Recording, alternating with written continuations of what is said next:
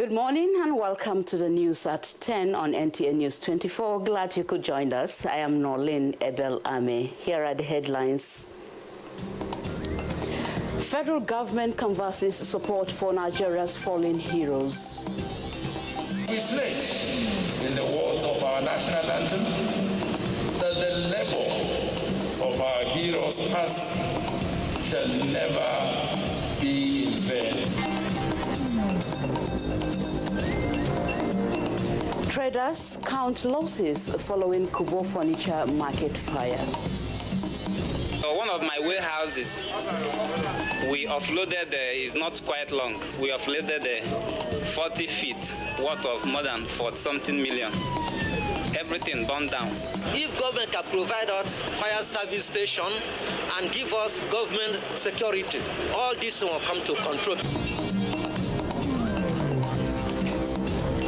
NCDC confirms 1,024 new COVID-19 infections as Nigeria crosses 100,000 mark of confirmed cases.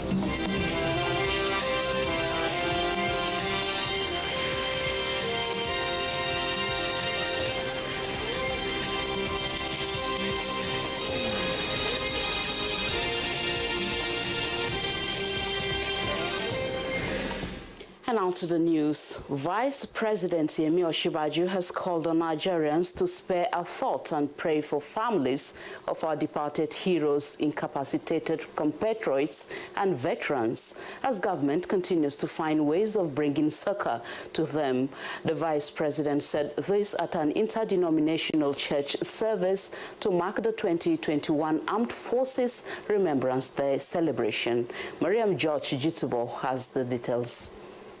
The interdenominational church service was held in honor of officers and men of the Nigerian Armed Forces who had to pay the ultimate price, others missing in action, while others suffer various degrees of incapacitation and psychological stress, all in the cause of protecting the nation's territorial integrity. Nigeria's vice president, who was represented by Secretary to the Government of the Federation, Boss Mustafa, says the fallen heroes deserve support and encouragement. We pledge, in the words of our national anthem, that the labor of our heroes past shall never be in vain. That promise that their blood spilled on the fields of battle will not be wasted is the burden that we and the living bear. To the widows, widowers, and orphans of the departed heroes, we appreciate your presence. We will stand by you. Ministry of Defense, its management and staff, the Defense Forces will always remember you. Do more to give a sense of belonging and inclusiveness to all citizens, no matter one's ethnic group. There were intercessory prayers for the President of Nigeria, security agencies, reposed souls of fallen heroes, veterans and their families, and for the nation. Mariam George, Jitubo, NTA News. Similarly, as part of activities marking 2021 Armed Forces Remembrance Day, an interdenominational church service was held at the National Ecumenical Center, Abuja. Ngufan Chaji tells us about the event.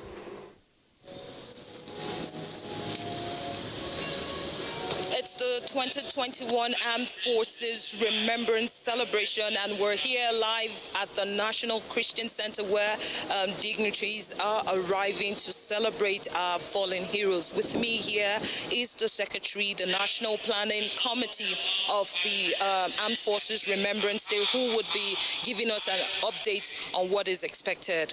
Great. Thank you. Today is the International Church Service of the Armed Forces Remembrance Day celebration. And right now it has taken off. We have the Vice President who is supposed to be here, but he's represented by the Secretary to the Government of the Federation. We have ministers, some ministers are here, and some permanent secretaries. The permanent secretary of Ministry of Defense is also here. We have ambassadors, people from the paramilitary, and the widows and the wives of the officers.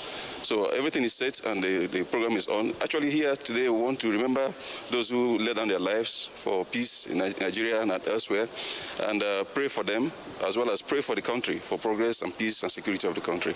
So that's the whole essence of the gathering, as part of the activities that mark the 2021 Armed Forces Remembrance Day. All right, thank you so much for joining us. It's about prayer for national peace and security and ensuring that the lives and property of every Nigerian is safe. Thank you, Guvan Shaji. And from Abuja, we take you to Imo State, where the Governor, Hope Uzodinma, has commended the Nigerian military for their commitment towards the protection of the country from internal and external threat. He made this known at the interdenominational church service to mark this year's Armed Forces Remembrance Day in Owerri. Bright Ebuchu reports. The special church service is held to honor the souls of military personnel who paid the supreme sacrifice in defense of their fatherland. The officiating Reverend Brigadier General Charles Iruebu, in his sermon, admonishes Nigerians to live in peace and harmony, as without it there can be no meaningful growth and development. The seat that we have about in the 36 states of the Federation, we have about 32 states where the military is involved in this campaign of peace and against criminality. Governor Hope Uzodinma, who took the second Bible reading, commended the Nigerian Armed Forces for relentlessly defending the nation, stating that the progress so far recorded in the fight against insurgency in the Northeast is due to their sacrifice.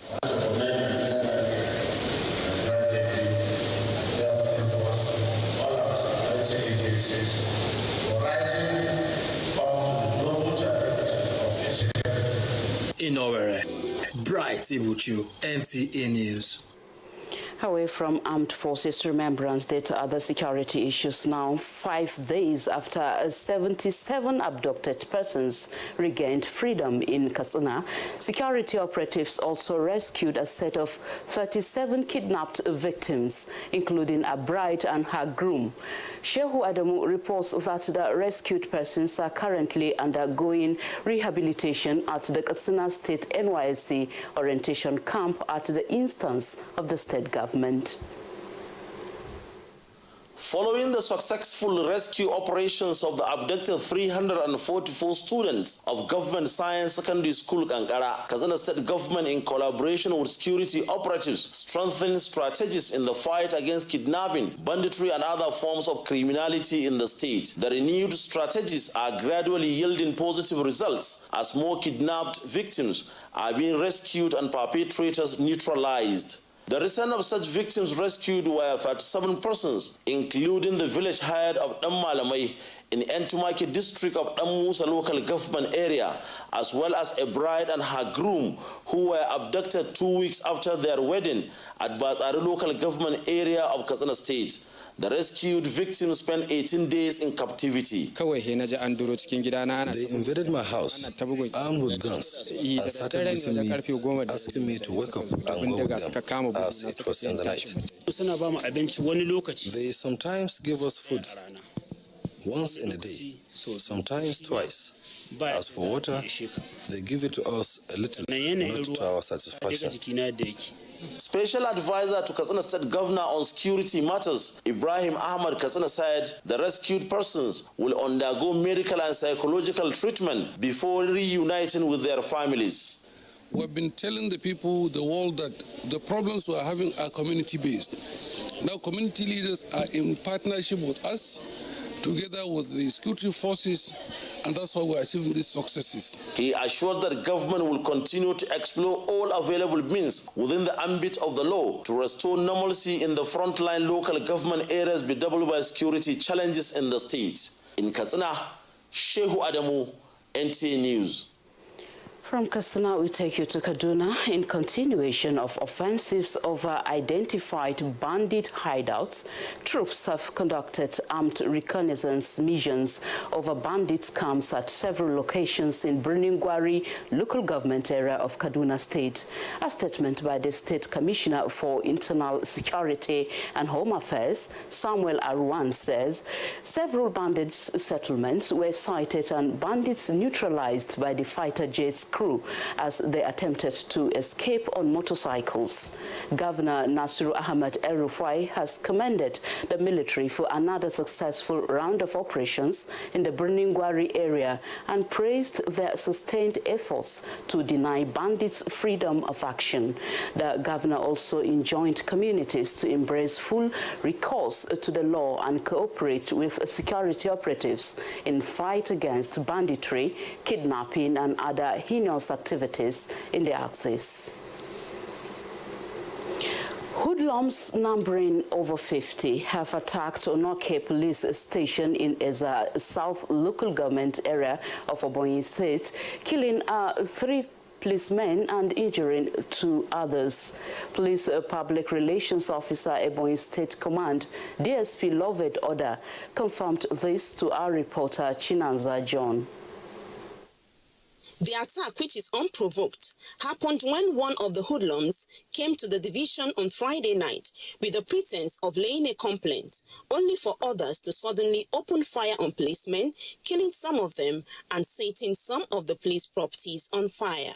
While they were busy listening to him, his story, what was happening in his house as he claimed that he'd been attacked, the 2 in his back opened fire, started shooting at the policemen, and more than 50, or according to them, 70 of them trooped into the police station.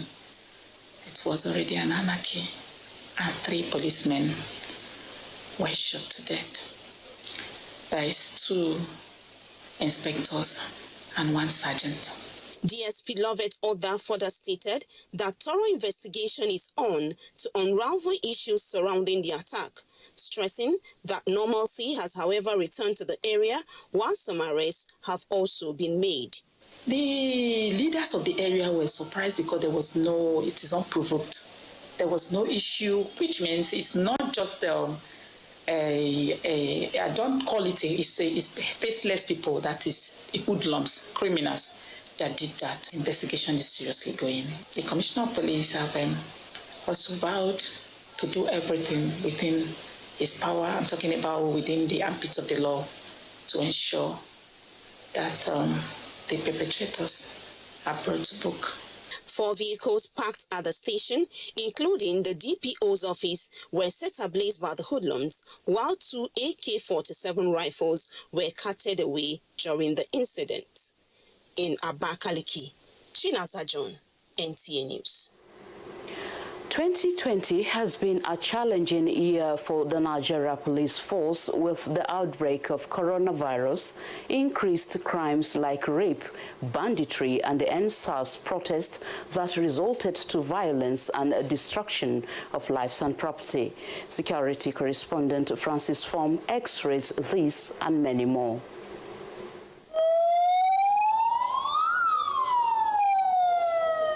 A typical response of the police for distress call, which came too many in 2020.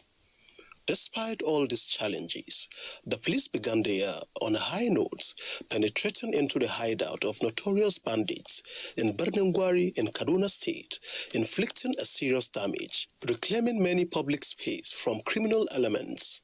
We were able to dislodge the place, destroy the camp, and kill many of them because we have the right equipment that we needed to confront them. The much-awaited trust fund to bridge funding gap in the force finally came into reality, with President Muhammadu Buhari establishing it to assist in meeting the operational requirements and logistics need of the force. The process of recruiting 10,000 police personnel annually to meet the manpower needed by the force to curtail insecurity across the country began in the year under review. The Police Act was amended and signed into law giving rise to the creation of an additional department, 5 zonal commands, and autonomy of the Force Intelligence Bureau. The COVID-19 pandemic necessitated police response to public health emergencies, just as it has been involved in the enforcement efforts to control the disease, promote safer communities, and fight criminals who see the outbreak as an opportunity to carry out their activities. I'm happy to say that the police have given in their best in spite of all the challenges last year, and we do hope that Nigerians will continue to support the police. Cases of rape and other violence against women rose sharply in the year under review, prompting a meeting between the police and other critical stakeholders to wage war against the menace. We need to re-strategize in order to see that we don't give gap to the offenders. Community policing was adopted by the federal government as a community-based internal security management to complement the Nigeria police in all components so as to allow the communities some levels of participation in securing themselves. These criminals are within the communities in which these atrocities are committed, and without the understanding, support and cooperations of these communities, there is no way we can fight the dreaded criminals. In Abuja, Francis from NTA News. This is the news at 10 on NTA News 24. Still ahead. Rivers State Panel of Inquiry resumes sitting. Stay with us.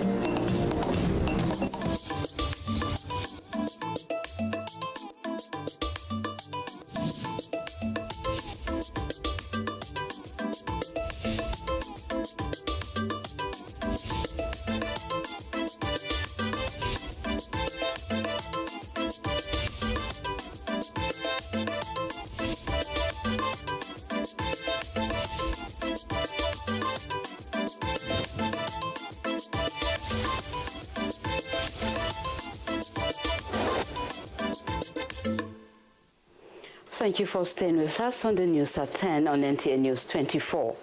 Now, 4 out of the 12 cases entertained by the panel of inquiry sitting in Port Harcourt were struck out for lack of diligent prosecution and lack of jurisdiction.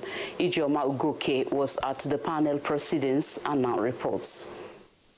Counts down to the 60 days deadline for the Commission of Inquiry into alleged police illegalities to submit their reports to the state government, as multiple cases of murder and unlawful detention of persons are receiving the attention of the panel. The report of Chief Amadine Paul is Exhibit B. Exhibit C is document captioned laboratory investigations. 72-year-old Humphrey Nwiwi petitioned the panel over the alleged murder of his son, Henry Nwabweze, a graduate of UNICAL, on July 15, 2014. I went to the Commissioner of Police. He directed me to Assistant Commissioner of Police, who called us for a meeting with the police lawyer in his office. I showed them the documents of my son from the University of Calabar, who just finished up. Without no reason, he was killed. Other cases whose petitioners appeared for defense and cross-examination were adjourned to January 12, while other matters were selected for conference. In Port Harcourt, Ijeoma Ugoke, NTA News. Let's shift our attention to business news now. Federal government affirms its commitment to take advantage of the single Africa market to generate more revenue and employment for the country. Comfort Amodu brings us details of this financial report.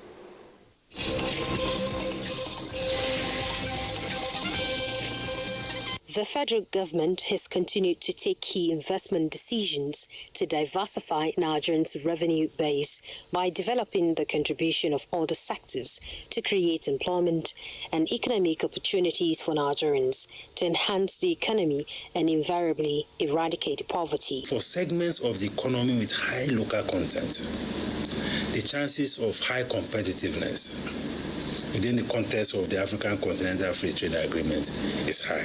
We must process locally. When we process locally, we'll be able to satisfy a lot of industrial needs. We're going to create value along that chain. People will be employed. We're going to save the country for forex. Instead of importing this material that go into industries, of course, we're going to be providing them locally, and they can pay for them in naira. It makes their production cheaper, makes them more competitive, and of course, brings more money into the coffers of government. Revenue that will be coming from local economy, talk about Federal Inland Revenue Service, and all other state revenue is expected to increase significantly. And more importantly, we're going to be seeing an expanded manufacturing sector. This will also mean Nigeria GDP will grow beyond $500 billion. A lot of private sector driven companies will come on board. The value chain is huge. The drivers, the pump attendant, and other auxiliary workers, So the market will open up. We should be exporting this refined product and create job opportunity and make life more meaningful, both in agriculture, value chain, fertilizer, both in other industries, maybe pharmaceuticals. A lot of things from the vertical integration will begin to unfold. With Business News, Comfort and Modu.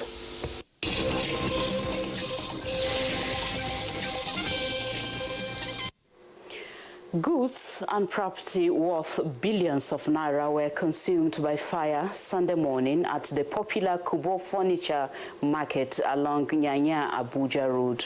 Abdullahi Ajay reports that the combined efforts of firefighters spent several hours to contain the devastating fire. Kubo remains one of the popular furniture markets in the nation's capital, Abuja, flourishing in this business for many decades. Sunday morning fire at the market, whose cause is yet to be ascertained, is one unfortunate disaster that has left the traders and businessmen in shock as they are still counting their losses with nothing to salvage. I saw one man, he wanted to jump into the fire. I didn't know what to do. I'm pleading to the federal government, please, come and help our people, please. Many of them, their money is gone, their source of livelihood is gone. The fire was too much. One of my warehouses, we offloaded, is not quite long, we offloaded 40 feet worth of more than 40-something million. Everything burned down. If government can provide us fire service station and give us government security, all this will come to control, because people here, sometimes when marketers are gone, the enemy will come and put the fire. Industrial machines, all my small machines, all the goods I bought that I will use for this January, all of them got burnt. Inflammables and combustibles at the market were said to have aggravated the fire that took combined firefighters from NEMA, FEMA, Fire Service, the military, among others, and the market guards several hours to put off. We started using chemical foam so that we can blanket the fire. And that is the chemical foam we use that make this fire to be up to this very level. But you see, there is a pocket of fire. They are still fighting. Our men are still fighting over there. Fire service, well, they try almost 5 or 6 of them we are here. Both 6 of the truck we are here. The traders are appealing to governments and corporate organizations to come to their rescue, considering the enormity of the disaster. Abdullahi Ajay, NTA News.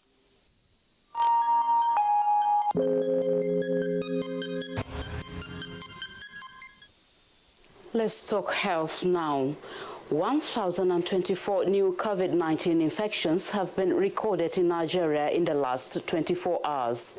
As the nation crosses the 100,000 mark of total confirmed cases, 11 months into the pandemic, the Nigeria Center for Disease Control, NCDC, says the new infections were reported in 16 states and the FCT, with Lagos reporting 653 cases. Plateau 63, Benue 48, Zamfara 45, FCT 42, Rivers 27, Ondo 26, and Adamawa 26.